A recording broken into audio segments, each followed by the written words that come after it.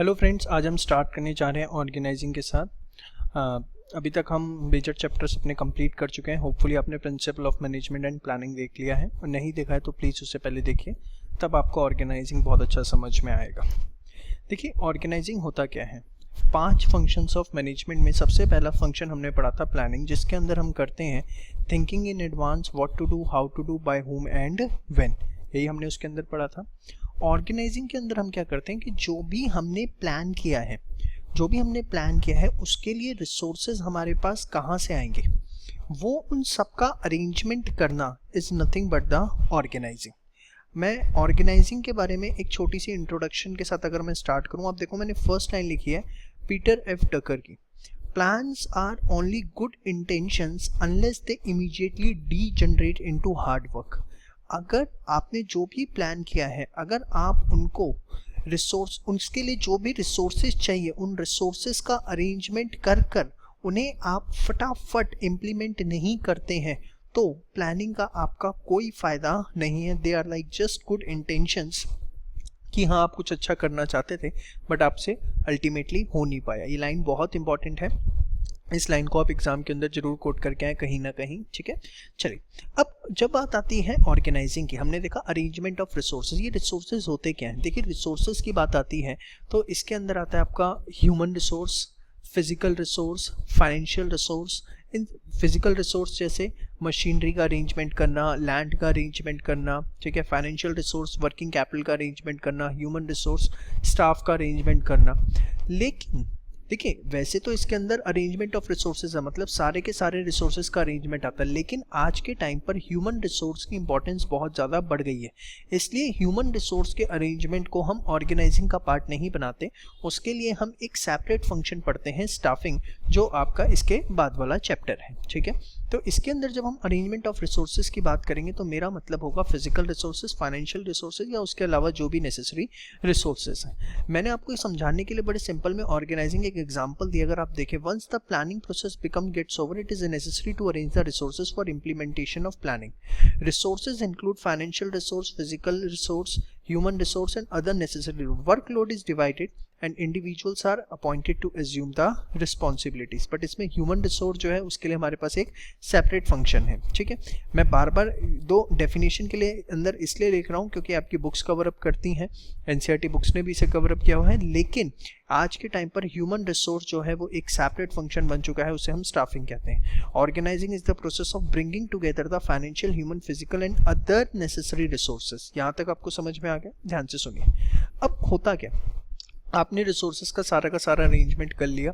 Suppose हमने ये pen बनाने का एक प्रोडक्शन प्लांट स्टार्ट किया। अब पेन बनाने का हमने प्रोडक्शन प्लांट स्टार्ट किया तो इसके अंदर हमने देखा कि रॉ मटेरियल आएगा, वो बनेगा, उसके बाद पेन की मार्केटिंग देखनी पड़ेगी, ऑर्डर्स आएंगे, डिलीवरी होगी, पेमेंट आएगा, ठीक है।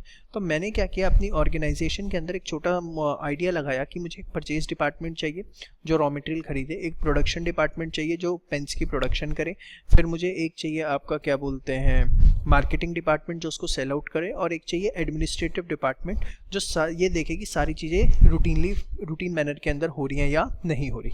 तो रिसोर्सेज को अरेंज करना और अरेंज करके फिर अपनी ऑर्गेनाइजेशन के अंदर डिपार्टमेंट्स बनाना। जैसे मैंने कौन कौन से डिपार्टमेंट्स बनाए, purchase, production, sales, purchase, production, marketing and administration. और उसके बाद हर डिपार्टमेंट का एक हेड अपॉइंट करना जो अपने डिपार्टमेंट की सारी रिस्पॉन्सिबिलिटीज एज्यूम करेगा।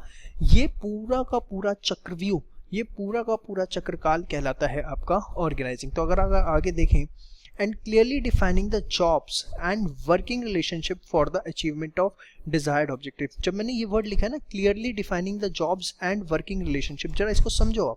आपने क्या किया, अलग अलग डिपार्टमेंट बनाए, purchase department, production department, marketing department and administration department.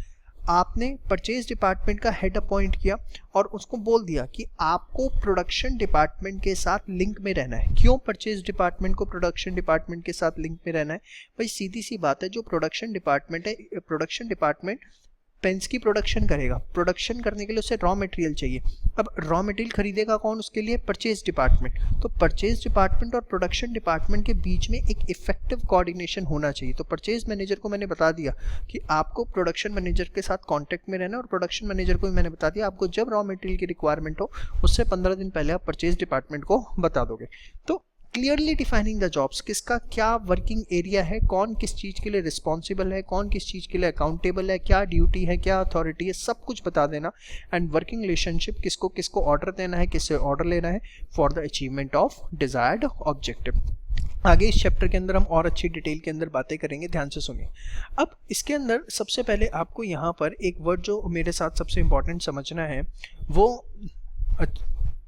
Organisational structure. ध्यान से समझिए, एक मैं वर्ड सबसे पहले आपके साथ डिस्कस करना चाहूँगा। ऑर्गेनाइजेशनल स्ट्रक्चर क्या होता है? ऑर्गेनाइजेशनल स्ट्रक्चर होता है एक ऑर्गेनाइजेशनल फ्रेमवर्क जो मैनेजमेंट डिज़ाइन करती है, जिसके अंदर रहकर सारी की सारी रूटीन एक्टिविटीज़ परफॉर्म की जाती है। क्या बोला मैंने? एक ऐसा फ्रेमवर्क जो मैनेजमेंट डिज़ाइन करती है जिसके अंदर रहकर सारी की सारी एक्टिविटीज़ परफॉर्म की जाती है। अब मेरा इससे आपका क्या कहने का मतलब है, ज़रा इसको समझने की कोशिश करते हैं। देखिए, हो सकता है कि आप एक सिंगल प्रोडक्ट के अंदर डील करते हो सकता है आप मल्टीपल प्रोडक्ट्स के अंदर डील करते हो, कुछ भी हो सकता है दोनों के अंदर। अगर आप एक सिंगल प्रोडक्ट के अंदर डील करते हो तो आपने क्या किया, जैसे सपोज आप कोई भी गुड्स मैन्युफैक्चर करते हो तो आपने एक purchase department, production, marketing, administration, finance, जो जो डिपार्टमेंट चाहिए थे आपने बना दिए।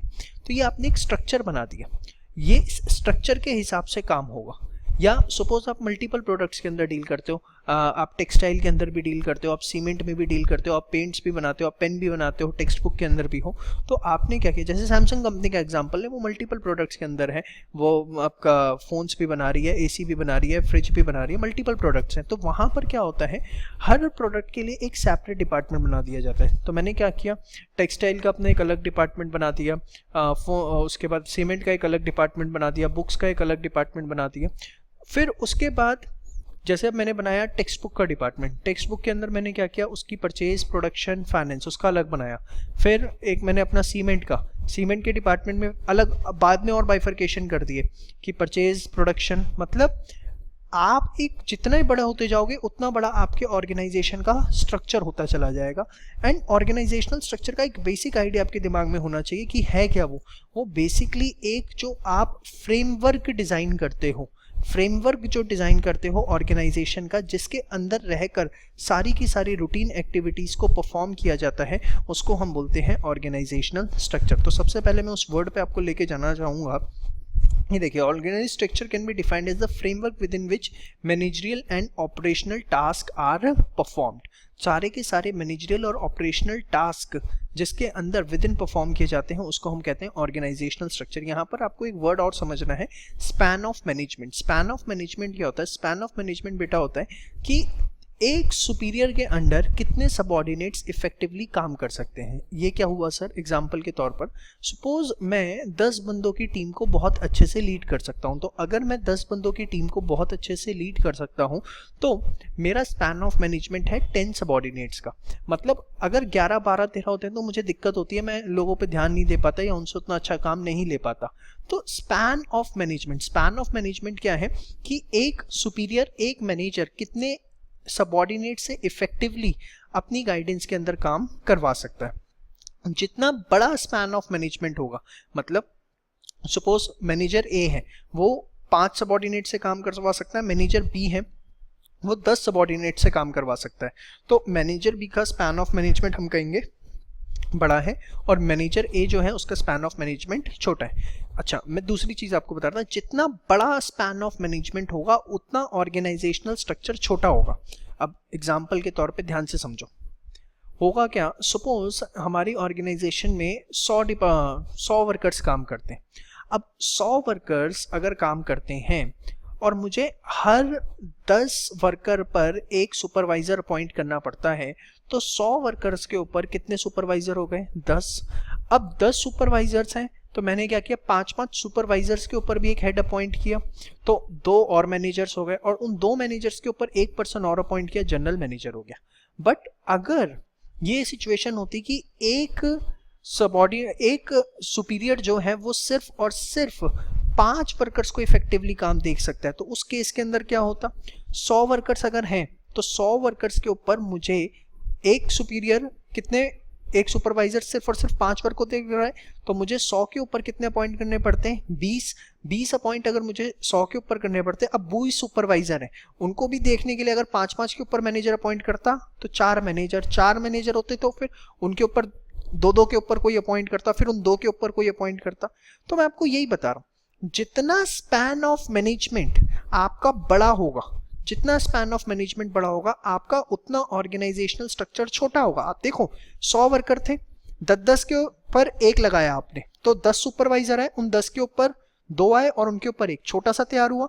बट यहां पर अगर 10 के ऊपर 20 सुपरवाइजर, उनके ऊपर 4 मैनेजर, उनके ऊपर 2 मैनेजर, उनके ऊपर 1 मैनेजर, यहाँ स्पैन ऑफ मैनेजमेंट बड़ा हुआ। क्यों, सॉरी, यहाँ पे ऑर्गेनाइजेशनल स्ट्रक्चर बड़ा हुआ क्योंकि यहां पर जो मेरा स्पैन ऑफ मैनेजमेंट था वो छोटा था। तो मैं आपको यही समझाना चाह रहा हूं कि there is a inverse relationship between the span of management and the organisational structure. Higher will be the size of span of management, lower will be the size of organisational structure, and lower the size of span of management, higher will be the size of organisational structure. तो यही बात मैंने सारी की सारी यहाँ पर लिखी है, आप देख सकते हैं। According to Peter F Drucker, number of subordinates that can be effectively managed by a superior gives shape to the organization structure. It is known as span of management. Please इसे notes में अपने लिख लीजिएगा, और जिन पे book है उन्हें जरूरत नहीं है। Lower the size of span, higher will be the size of organizational structure, and higher the size of span, lower will be the size of organizational structure. कई बार आपसे क्वेश्चन पूछा जाता है, what is the relationship? Please write down the question. What is the relationship between organizational structure and span of management? उनके बीच में क्या relationship होता है? तो आपको ये लाइन उसके अंदर लिख के आनी है, ठीक है। आप ये केस स्टडी है, इसको भी आप देख सकते हैं, ठीक है। तो ऑर्गेनाइजेशनल स्ट्रक्चर होपफुली आपको क्लियर हुआ, और स्पैन ऑफ मैनेजमेंट क्या होता है ये भी आपको क्लियर हो गया, ठीक है। अब जब मैं आगे ऑर्गेनाइजेशनल स्ट्रक्चर की बात करता हूं तो ऑर्गेनाइजेशनल स्ट्रक्चर को हम फर्दर 2 कैटेगरीज में डिवाइड करते हैं। One is functional structure and second is divisional structure. अब ये फंक्शनल और डिविजनल स्ट्रक्चर क्या है? देखिए, जब डिपार्टमेंट्स ऑर्गेनाइजेशन के अंदर क्रिएट किए जाते हैं on the basis of functions performed, उसको हम बोलते हैं फंक्शनल स्ट्रक्चर। बट अगर ऑर्गेनाइजेशन के अंदर डिपार्टमेंट क्रिएट किए जाते हैं on the basis of products manufactured और सर्विसेज रेंडर्ड, तो हम उसको बोलते हैं फंक्शनल स्ट्रक्चर। आपको मैं इसको समझाने के लिए एक थोड़ा सा मैं लिखता हूँ, ध्यान से देखिए जरा, इसको आपको समझ में आएगा, थोड़ा सा ध्यान से देखिए। अगर मैंने आपको क्या बोला, फंक्शनल स्ट्रक्चर के अंदर जो मैं डिपार्टमेंट क्रिएट करूंगा, फंक्शनल स्ट्रक्चर के अंदर जो मैं डिपार्टमेंट क्रिएट करूंगा, departments are created on the basis of functions performed in the organisation, on the basis of functions performed. अब on the basis of functions performed क्या होता है? अगर मैं इसकी बात करूं, ध्यान से देखिए, एक रिटेल आउटलेट है। अगर एक रिटेल आउटलेट है तो रिटेल आउटलेट के अंदर जो हमारे मेजर फंक्शंस होंगे, रिटेल आउटलेट के अंदर जो मेजर फंक्शंस होते हैं, रिटेल आउटलेट के अंदर मेजर फंक्शंस होते हैं बाइंग, प्रोडक्ट खरीदना, प्रोडक्ट बेचना, यस और नो, और सारा का सारा एडमिनिस्ट्रेशन देखना। तो मैंने यहाँ 3 डिपार्टमेंट बना दिए, परचेज, सेल्स और एडमिन डिपार्टमेंट। तो जब आप डिपार्टमेंट्स क्रिएट करते हो on the basis of functions performed in the organisation, उसको हम बोलते हैं फंक्शनल स्ट्रक्चर। ये सुटेबल होता है जहां ऑर्गेनाइजेशन एक सिंगल प्रोडक्ट के अंदर डील कर रही है। अगर सिंगल प्रोडक्ट में डील कर रही है तो वहां पर फंक्शनल स्ट्रक्चर बेस्ट है। बट अगर मैं बात करता हूं डिविजनल स्ट्रक्चर की, कि डिविजनल स्ट्रक्चर क्या होता है, तो डिविजनल स्ट्रक्चर के अंदर बेटा ये होता है जब ऑर्गेनाइजेशन डील कर रही होती है इन multiple product. If organization deals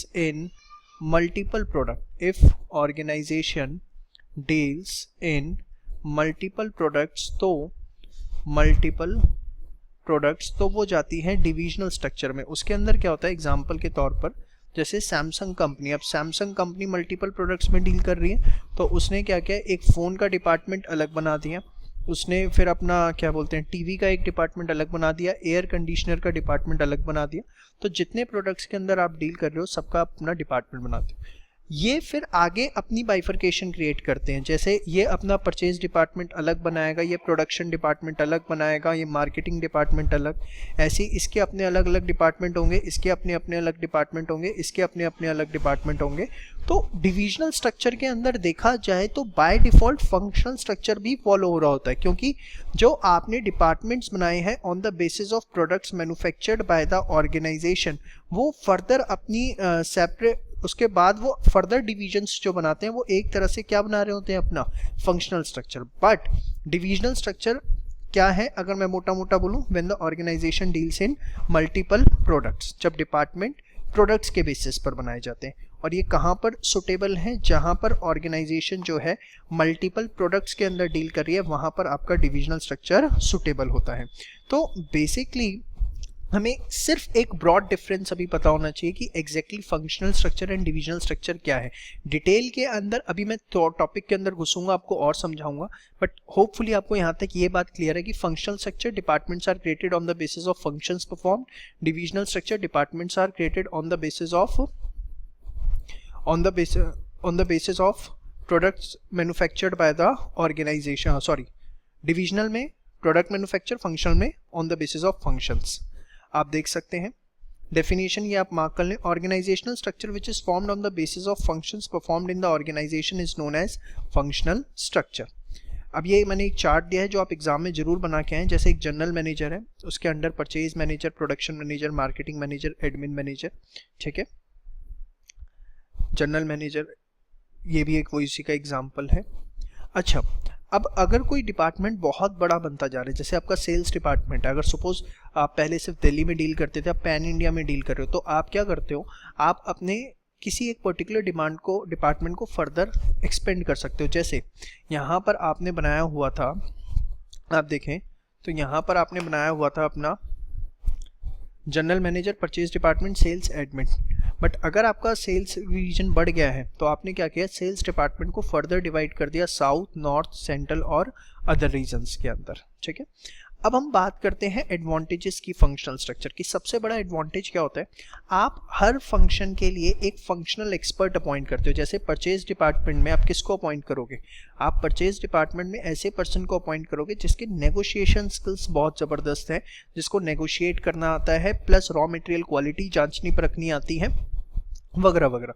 जब आप किसी को मार्केटिंग के लिए अपॉइंट करोगे तो आप ये जरूर देखोगे कि उसके मार्केटिंग स्किल्स, उसके अंदर न्यू आइडियाज़ ऑफ मार्केटिंग कितने हैं, कितनी जल्दी जनरेट कर पाता है, किस तरीके से कस्टमर को अट्रैक्ट कर सकता है, और उसकी मार्केटिंग को लेके क्या क्वालिफिकेशंस या एक्सपीरियंस रहा है। तो क्योंकि आप हर डिपार्टमेंट के अंदर एक हेड, आप जो हेड अपॉइंट करते हो वो उस डिपार्टमेंट की कोर एक्टिविटी को अच्छे से समझता है, तो सबसे बड़ा फायदा मिलता है हमें स्पेशलाइजेशन का।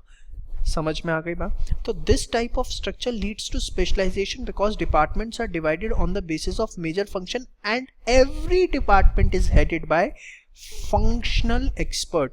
Also, while appointing the functional expert, coordination between the skills of person and requirement of job are assured. जो कि मैं आपको बता रहा था कि अगर मैं अपॉइंट कर रहा हूँ परचेज डिपार्टमेंट के मैनेजर को, तो आई विल इंश्योर कि उसके नेगोशिएशन स्किल्स, उसकी क्वालिफिकेशन उस हिसाब से होने चाहिए.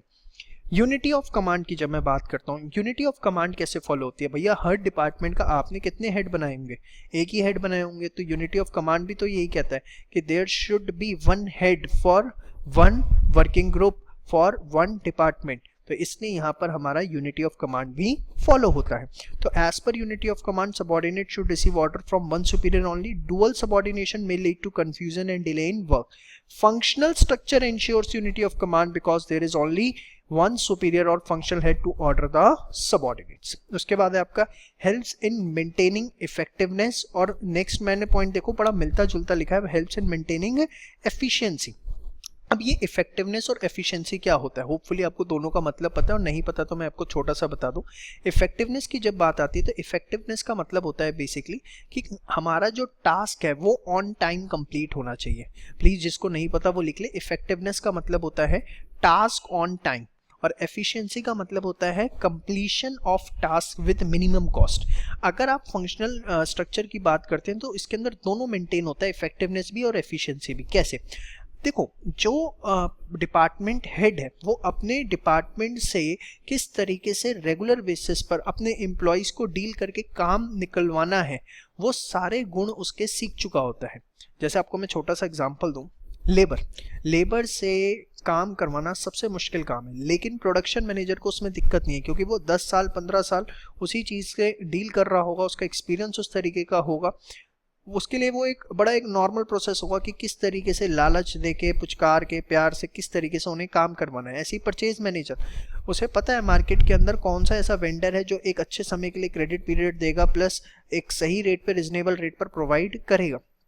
इनको पूरी अपनी फील्ड की एक डिटेल नॉलेज हो चुकी होती है। अब उससे होता क्या है? Effectiveness, task on time in the sense कि डिपार्टमेंटल हेड नोज कि at a particular time period मुझे किस तरीके से अपने अंडर जितने भी सबऑर्डिनेट्स काम कर रहे हैं उनको किस तरीके से मोल्ड करना है, किस तरीके से मोटिवेट करना है ताकि ऑन टाइम कंप्लीट हो सके। वो इसीलिए तो हेड है, इसीलिए तो वो स्पेशलाइजेशन है। और स्पेशलाइजेशन किस बात की है और एफिशिएंसी कैसे? he or she knows very well that how to effectively utilize the resources to minimize the cost, and because of this both leads to maintenance of effectiveness as well as the efficiency. अगर आप देखें, all the decisions can be easily taken because there is generally departmental head to take decision, and he or she fully knows his authorities and responsibilities. इसका मतलब एक बात बताओ भाई, purchase department से रिलेटेड सारे डिसीजन किसने लेने हैं? परचेज मैनेजर ने। तो उसको अपनी सारी अथॉरिटी, रिस्पॉन्सिबिलिटी पता है, उसका दायरा क्या है। बहुत रेयर सर्कमस्टांस होते हैं कि उसे आगे जाके जनरल मैनेजर से पूछना पड़े या किसी और से पूछना पड़े और तब तक का वेट करना पड़े। अदरवाइज वो इंडिपेंडेंट है अपने डिसीजंस को लेने के लिए। और सेकेंडली, मैंने आपको क्या बताया कि उसे पता है कि अपने वर्किंग ग्रुप से किस तरीके से ऑन टाइम काम निकलवाना है, बिकॉज ही इज स्पेशलाइज्ड। देखो आगे क्या लिखा हुआ, इन exceptional cases, in exceptional cases departmental manager need to take the permission from general manager. Due to speedy actions effectiveness can be maintained. इसके अंदर आप एक पॉइंट और लिख लीजिए, also due to specialization manager knows how to take the task from workers which leads to effectiveness. ठीक है, helps in maintaining efficiency, efficiency maintain करने में हेल्प करता है। वही पॉइंट आप देखिए, every function gets due attention, क्योंकि आपने सबके लिए हेड बना रखा है। Functional manager perform duties related to their functions only which leads to optimum utilisation of resources. जो बात मैंने आपको बताई थी वो इसके अंदर लिखा हुआ है। उसके बाद अगर आप देखें क्या लिखा हुआ है, नेक्स्ट पॉइंट हमारा कोऑर्डिनेशन। कोऑर्डिनेशन किस तरीके से? भाई बार बार उनको पूरे दिन एक ही जॉब परफॉर्म करनी है, परचेज वाले को परचेज, प्रोडक्शन वाले को प्रोडक्शन, मार्केटिंग वाले को मार्केटिंग। तो वो परफेक्ट नेचर ऑफ जॉब समझ जाते हैं, और क्योंकि वो परफेक्ट नेचर ऑफ जॉब समझ जाते हैं तो एक वेल कोऑर्डिनेशन मेंटेन हो पाता है between the requirement of the job and the experience of the specialist. अगर आप देखें, due to repetitive nature of job, all become specialized in their field and understand the perfect nature of job. So proper coordination can be easily maintained between the requirement of the job and the qualities of person. Also due to control of one man over one working group, coordination efforts can be assured. मतलब duty unity of command भी आप इसके अंदर डाल सकते हैं। अब बात आती है डिसएडवांटेजेस की। डिसएडवांटेजेस के अंदर मैं बात करता हूँ तो सबसे बड़ा डिसएडवांटेज इसके अंदर जो क्रिएट होता है बेटा, वो होता है नैरो आउटलुक। नैरो आउटलुक क्यों?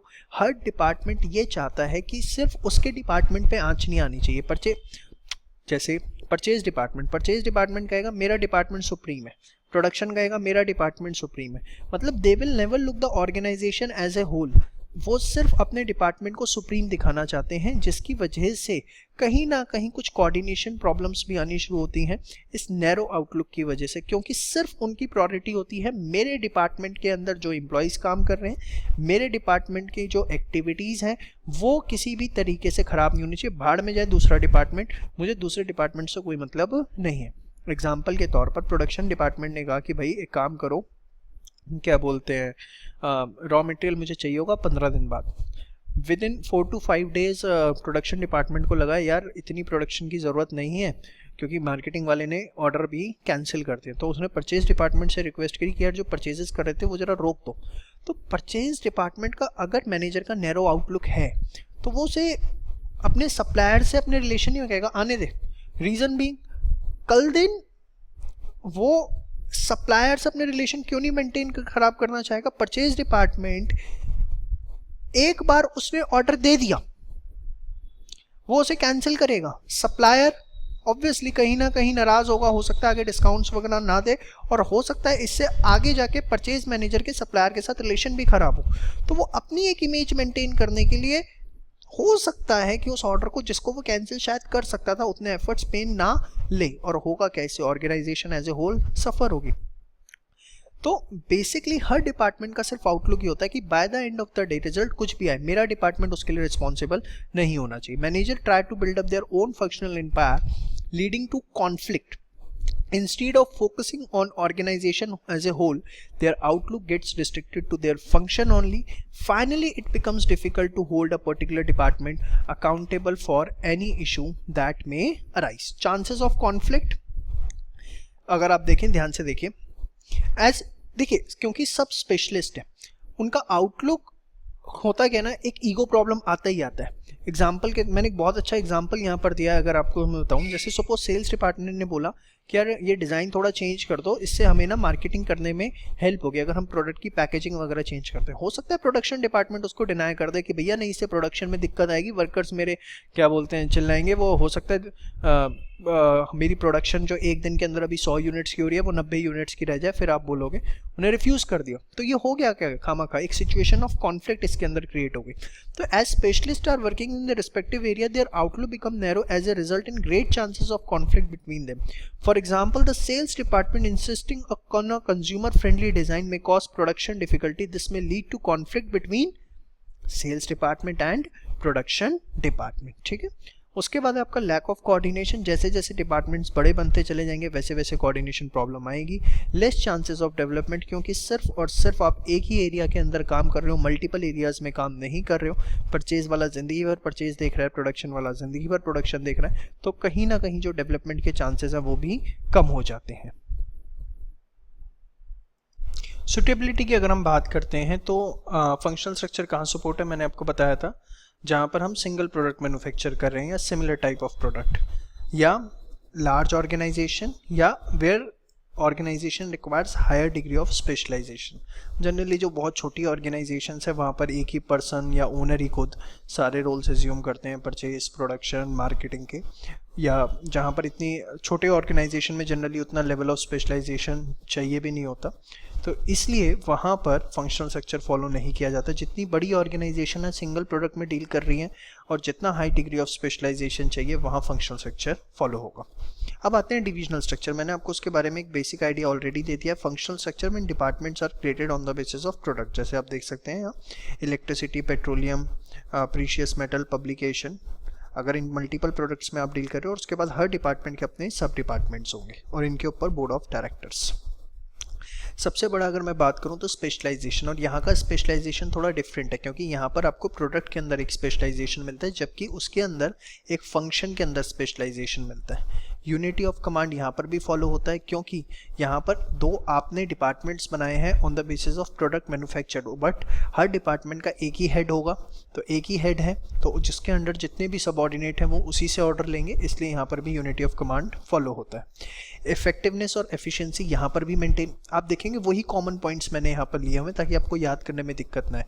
इफेक्टिवनेस क्या है, इफेक्टिवनेस इसलिए मेंटेन क्योंकि देखो एक प्रोडक्ट का एक हेड है, उसे अपनी पूरी अथॉरिटीज़, अपनी रिस्पॉन्सिबिलिटीज़ पता है, तो और क्योंकि वो एक over a period of time उसी एक्टिविटी को परफॉर्म कर रहा है, तो उसे पता है किस तरीके से ऑन टाइम हमें अपने एम्प्लॉय से, अपने सबॉर्डिनेट से टास्क पूरा करवाना है। और सेकेंड चीज़, क्योंकि उसे अपने डिपार्टमेंट से रिलेटेड सारे डिसीजंस लेने की फुल अथॉरिटी उसके पास है, फुल पावर उसके पास है, तो स्पीडी एक्शंस भी लिए जा सकते हैं। वही सारी बातें, maintaining efficiency because it leads to optimum utilisation of resources. Main point जो अब आ रहे हैं इसके, coordination and less chances of conflict, जो वहाँ पे डिसएडवांटेजेस के अंदर थे, जो वहाँ पर आपने देखा कि डिसएडवांटेजेस के अंदर थे, लैक ऑफ कोऑर्डिनेशन और लेस चांसेस ऑफ कॉन्फ्लिक्ट, वो यहाँ पर एडवांटेजेस में। अच्छा, एक पॉइंट पीछे वाले में भी मैं आपको बता दूं, आपने देखा यहाँ पर कोऑर्डिनेशन भी था और यहाँ लैक ऑफ कोऑर्डिनेशन भी था। कोऑर्डिनेशन किस सेंस में था, between the requirement of the job and the experience and the qualification of person, but lack of coordination कब था, जब डिपार्टमेंट बहुत बड़े बन गए। ये बात थोड़ा सा कंफ्यूजन हो रही हो तो क्लियर रखना। अब यहाँ पे कोऑर्डिनेशन किस सेंस के अंदर है, क्योंकि देखो एक प्रोडक्ट, जैसे आप इलेक्ट्रॉनिक्स में डील कर रहे हो तो उसका परचेज, प्रोडक्शन, मार्केटिंग, वो सब डिपार्टमेंट आपके अंडर हैं, आपके अंडर हैं। तो all activities related to one product can be easily find out in one department itself, तो which leads to the coordination। आप देखिए, all activities associated with one product can be easily integrated in one department. This reduces the problem of maintaining coordination between various department। उसके बाद less chances of conflict, क्यों, क्योंकि आपको जाके different department से coordinate नहीं करना। एक ही डिपार्टमेंट के अंदर सब डिपार्टमेंट्स हैं, वो डिपार्टमेंट हेड देखेगा कि सब डिपार्टमेंट सही से काम कर रहे हैं या नहीं कर रहे, ठीक है। अगर डिसएडवांटेज की बात करूं, सबसे बड़ा डिसएडवांटेज होता है डुप्लीकेशन ऑफ एफर्ट। किस तरीके से डुप्लीकेशन ऑफ एफर्ट, हर डिपार्टमेंट अपना production marketing finance, production marketing finance, production marketing finance बनाएगा, जिसकी वजह से कहीं ना कहीं एक हमें wastage of duplication of efforts देखने को मिलता है। Every division has its own resources, this gives rise to duplication of efforts. Narrow outlook, जो भी प्रोडक्ट मैनेजर है वो सिर्फ अपने प्रोडक्ट के बारे में सोचेगा कि by the end of the day जब एनालिसिस किया जाए तो उसके प्रोडक्ट से मैक्सिमम प्रॉफिट्स अपीयर होने चाहिए। तो कहीं ना कहीं ऑर्गेनाइजेशन एज ए होल ना सोच के उसने भी सिर्फ अपने प्रोडक्ट के बारे में सोचना है। वेस्टेज ऑफ रिसोर्सेज कैसे, देखो आपने कभी देखा होगा सैमसंग या LG, ये लोग क्या करते हैं, टीवी का अलग ऐड आएगा, फ्रिज का अलग ऐड आएगा, फोन्स का अलग ऐड आएगा। मतलब जो चीज़ें, जैसे अगर आप चाहो तो सैमसंग का एक कॉमन ऐड कर सकते हो जिसमें आपने सारा प्रोडक्ट दिखा दिए, बट हर डिपार्टमेंट अपने अपने एड्स करने में लगा हुआ है। हर डिपार्टमेंट अपने अपने खुद के रिसोर्सेज की जो शेयरिंग है वो नहीं होती, हर डिपार्टमेंट अपने सेपरेट रिसोर्सेज चाहता है। This leads to somewhat wastage of resources. फायदा में होता है, लेकिन देखो हम यहाँ डिसएडवांटेज पढ़ रहे हैं तो हम इसे बुराइयां दिखेंगी, तो इसीलिए मैंने लिखा है divisional head starts avoiding sharing of resources like common advertisement department. अब सपोज क्या बोलते हैं, आपके फ्रिज वाले डिपार्टमेंट में सरप्लस लेबर है जिसका हम यूटिलाइज कर सकते हैं टीवी वाले डिपार्टमेंट में, नहीं भेज रहा फ्रिज वाला डिपार्टमेंट, कह रहा कुछ नहीं होता, सरप्लस है, मेरे हेड है कि आपको क्या दिक्कत है, आप अपनी अपनी सेपरेट लेबर हायर करो। तो इस तरह की प्रॉब्लम्स देखने को मिलती हैं। Ignore common goals, common goal होता है पूरी ऑर्गेनाइजेशन की ग्रोथ करना, जो कि समवॉट इग्नोर होती है, सब सिर्फ और सिर्फ अपने प्रोडक्ट पर फोकस कर रहे होते हैं। और सबसे बड़ा नुकसान, अगर आप डिविजनल स्ट्रक्चर बना रहे हो तो उतने ज़्यादा मैनेजर्स होंगे, सबॉर्डिनेट्स, उतने डिपार्टमेंट्स, उनकी एक ओवरऑल एडमिनिस्ट्रेटिव कॉस्ट बहुत ज़्यादा होती है। बट अगर आप मल्टीपल प्रोडक्ट्स में डील कर रहे हो, लार्ज ऑर्गेनाइजेशन है, तो आपके पास कोई चॉइस भी नहीं है, आपको इस ऑप्शन के लिए जाना पड़ेगा। अब आता है difference between functional structure and divisional structure, दोनों के बीच में डिफरेंस क्या होता है। तो सबसे बड़ा, on the basis of functions performed on the basis of product, small organisation dealing in one product, multiple product, यहाँ एडमिनिस्ट्रेटिव कॉस्ट लो होगी, वहाँ कंपैरेटिवली हाई होगी। यहाँ रिस्पॉन्सिबिलिटी आप फिक्स नहीं कर सकते। क्यों नहीं फिक्स कर सकते, अगर by the end of the day आप सिंगल प्रोडक्ट बना रहे हो, उसके अंदर एक्सपेक्टेड प्रॉफिट जो थे उतने नहीं निकल के, आप मार्केटिंग डिपार्टमेंट कहेगा प्रोडक्शन की गलती है, प्रोडक्शन कहेगा परचेज की गलती है, परचेज कहेगा फाइनेंस की गलती है, मतलब कोई भी रिस्पॉन्सिबिलिटी एज्यूम नहीं करेगा। लेकिन यहाँ पर भाई 4 प्रोडक्ट थे, इलेक्ट्रॉनिक्स, आपका पेट्रोलियम, टेक्स्ट बुक। अब हुआ क्या, तीनों की रिपोर्ट निकली, भैया हाँ इससे कितने प्रॉफिट आए, इससे कितने हैं, इसके कितने हैं, स्टैंडर्ड के हिसाब से आया तो ठीक, नहीं आया तो आप इसके लिए रिस्पॉन्सिबल हो। क्यों, क्योंकि उससे रिलेटेड सारी एक्टिविटीज़ आपके पास थी। चांसेस ऑफ कॉन्फ्लिक्ट, यहाँ पर मोर है, यहाँ पे कंपैरेटिवली लेस है। क्यों यहाँ पे मोर क्यों है? क्योंकि वो सिर्फ अपनी फंक्शनल एम्पायर बनाना चाहते हैं। लेस क्योंकि डिविजनल हेड के पास ही सारी एक्टिविटीज़ होती है। स्पेशलाइजेशन यहाँ एक फंक्शन में मिलती है, वहाँ प्रोडक्ट में मिलती है। पर्सनल ग्रोथ के चांसेस यहाँ कम है, वहाँ कंपैरेटिवली ज़्यादा है, क्योंकि आपको वहाँ पर प्रोडक्ट के बारे में पूरी इन्फॉर्मेशन, पूरी स्पेशलाइजेशन मिलती है। कोऑर्डिनेशन फंक्शनल में ईजी है, functional coordination is easy, all activities related to one product can be integrated in one department। ध्यान से समझना जरा, ये दोनों पॉइंट्स हैं क्या। आप सबसे पहले इसको देखो, मैंने क्या लिखा है, functional coordination is easy to maintain but lack of cross departmental. मतलब आप अपने डिपार्टमेंट के अंदर अपने सबऑर्डिनेट से कई तरीके से काम करवा लोगे, कोऑर्डिनेशन मेंटेन कर लो, बट क्रॉस फंक्शनल, परचेज वाले की अपनी ईगो होगी, प्रोडक्शन मैनेजर की अपनी ईगो है, मार्केटिंग मैनेजर की अपनी ईगो है, और अगर तीनों के बीच में इंफॉर्मेशन फ्रीली शेयर नहीं होती हैं, तीनों एक दूसरे से ओपन कम्युनिकेशन सिस्टम नहीं करते हैं, तो कहीं ना कहीं कोऑर्डिनेशन प्रॉब्लम आएंगे। क्रॉस फंक्शनल, एक फंक्शन से दूसरे फंक्शन में, बट यहाँ पर ऐसी कोई प्रॉब्लम नहीं है क्योंकि सारी चीज़ें एक ही डिपार्टमेंट में मिलती हैं। अब इसके बाद अगर मैं बात करता हूँ तो ऑर्गेनाइजेशनल स्ट्रक्चर, देखो अब मोटा मोटा आपको क्या ध्यान रखना है पहले मैं ये भी बता दूँ। Organizational structure, it is the framework within which the all managerial tasks are performed, span of management, number of subordinates that can effectively work under a superior। जितना बड़ा स्पैन ऑफ मैनेजमेंट उतना ऑर्गेनाइजेशनल स्ट्रक्चर छोटा, जितना छोटा organisational structure उतना span of management बड़ा। Functional structure, department बनेंगे on the basis of functions performed. अगर मोटे मोटे एडवांटेजेस की बात करूँ, सिर्फ नाम याद रखो, अंदर एक्सप्लेनेशन में मैं इतना बोल रहा हूँ, कुछ भी आप लिखो, everything will be perfect. Specialisation होगा, क्यों? क्योंकि डिपार्टमेंटल हेड है। यूनिटी ऑफ कमांड, क्योंकि एक सिंगल हेड है। इफेक्टिवनेस मेंटेन होगी क्योंकि स्पीडी एक्शंस है और वो स्पेशलाइज है। एफिशिएंसी, क्योंकि ऑप्टिमम यूटिलाइजेशन ऑफ रिसोर्सेज होगा। कोऑर्डिनेशन कैसे? क्योंकि nature of the job and the qualification और एक्सपीरियंस ऑफ द पर्सन में परफेक्ट नेचर वो कोऑर्डिनेशन होता है। नैरो आउटलुक से फंक्शनल एम्पायर बनानी है। चांसेस ऑफ कॉन्फ्लिक्ट, किस तरीके से रिस्पेक्टिव एरियाज के अंदर काम कर रहे हैं तो उनका आउटलुक नैरो बन चुका है, जिसकी वजह से कॉन्फ्लिक्ट की सिचुएशन आ सकती है। कोऑर्डिनेशन, जब डिपार्टमेंट्स लैक कैसे करेगा? जब डिपार्टमेंट बहुत बड़े बनेंगे। लेस चांसेस ऑफ डेवलपमेंट, किस तरीके से होगा? क्यों? क्योंकि आप सिर्फ एक स्पेसिफिक फंक्शन में मास्टरी ले रहे हो। डिविजनल में प्रोडक्ट्स के बेसिस पे स्पेशलाइजेशन, यहाँ भी यूनिटी ऑफ कमांड, यहाँ भी एफिशिएंसी, यहाँ भी इफेक्टिवनेस, यहाँ भी 4 पॉइंट यहाँ पर कॉमन है। उसके बाद कोऑर्डिनेशन कैसे? क्योंकि सारे एक प्रोडक्ट से रिलेटेड जितने डिपार्टमेंट है वो सारे एक ही हेड में ही हैं।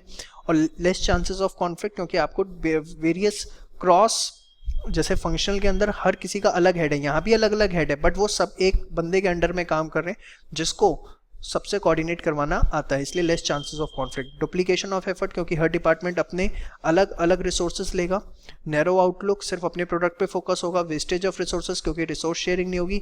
कॉमन गोल्स को वो इग्नोर करते हैं। और एडमिनिस्ट्रेटिव कॉस्ट इसलिए हाई क्योंकि नंबर ऑफ डिपार्टमेंट्स बहुत ज़्यादा है। बस मोटा मोटा जितना मैंने आपको बताया है इतनी बातें आपको पता होना चाहिए, इसके बारे में इससे ज़्यादा कुछ की ज़रूरत नहीं है।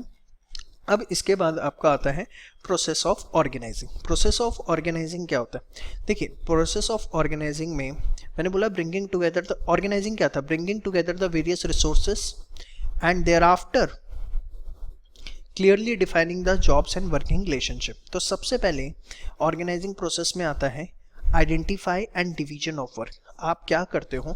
आपने ऑर्गेनाइजेशन स्टार्ट करनी है। अब ध्यान से समझना, क्योंकि आप ऑर्गेनाइजेशनल स्ट्रक्चर पढ़ चुके तो आपको कंपैरेटिवली बहुत अच्छा समझ में आएगा। आपने देखा, आप एक सिंगल प्रोडक्ट बना रहे हो, उस सिंगल प्रोडक्ट के अंदर आपने 4 मेजर एक्टिविटी आइडेंटिफाई करी, प्रोडक्शन, परचेज, मार्केटिंग, फाइनेंस। तो आपने काम आइडेंटिफाई किया कि रॉ मटेरियल खरीदना, उससे माल बनाना, फिर उसको एडवर्टाइज करके बेचना, और इन सब चीज़ों को कोऑर्डिनेशन में देखना, और इसके लिए जो भी फाइनेंस है वो अरेंज करना। तो आपने काम को आइडेंटिफाई किया और 4 कैटेगरी के अंदर डिवाइड कर दिया। उसके बाद आपने क्या किया? रॉ मटेरियल खरीदना, इसके लिए परचेज डिपार्टमेंट बना दिया, उसे बनाना प्रोडक्शन डिपार्टमेंट बना दिया, बेचना मार्केटिंग बना दिया, और सारा फाइनेंस देखना फाइनेंस बना दिया। This is डिपार्टमेंटाइजेशन।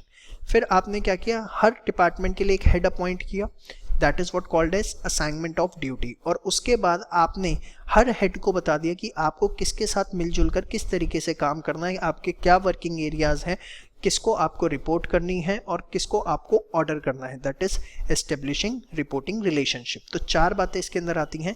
पहला, identify and division of work, ठीक है। नेक्स्ट क्या है आपका? डिपार्टमेंट्स क्रिएट करना which can be on the basis of products और फंक्शन के बेसिस पे हैं तो फंक्शनल, और प्रोडक्ट्स के बेसिस पे हैं तो डिविजनल।